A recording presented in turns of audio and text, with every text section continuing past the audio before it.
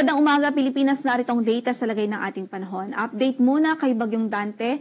Huling nakita yan sa layong 880 kilometers silangan huyan ng extreme northern Luzon at taglay pa rin ang lakas ng hangin umaabot sa 55 kilometers per hour near the center at pagbugso ng hangin na umaabot sa 70 kilometers per hour. Kumikilos ito pahilagang kanluran sa bilis na 25 kilometers per hour. At kung makikita nga po natin sa ating latest imagery ng satellite imagery ay malayo po ang sentro nito sa ating kalupaan. So hindi po ito nakakaapekto sa namang bahagi ng ating kalupaan in terms of wind o hangin niya. Kaya sa nakita po nating analysis sa mga susunod na oras at araw ay hindi rin po ito makakaapekto yung hangin nito kung kaya't hindi po tayo nagtaas ng signal sa anumang bahagi ng ating archipelago.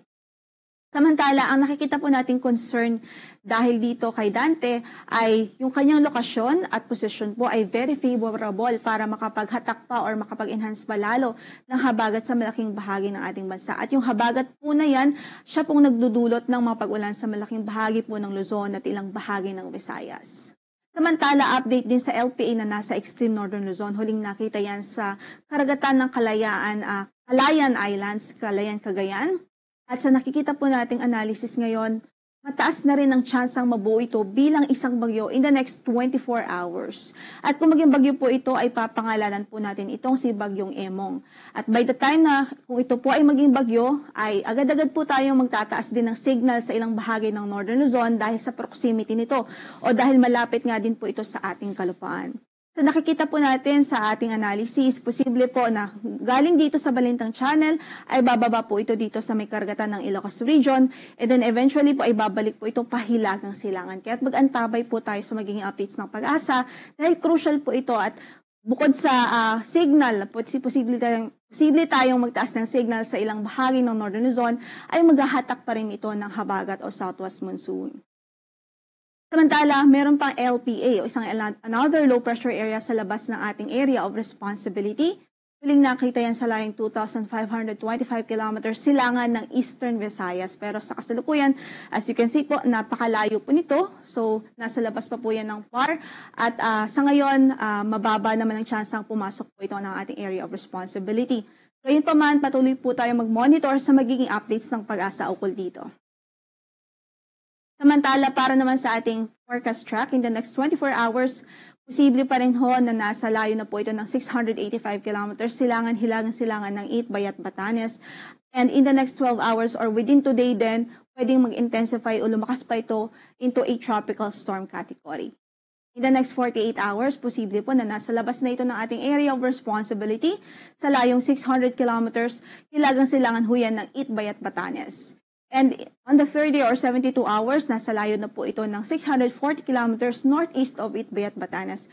And even this time na nasa labas na po siya ng PAR, posible pa rin po itong mag-enhance ng habagat na makakaapekto sa malaking bahagi ng Northern Luzon at Central Luzon. On the fourth day naman, nakikita po natin posible maging LPA na lamang ito at nasa layong 660 kilometers hilaga ng Itbay at Batanes.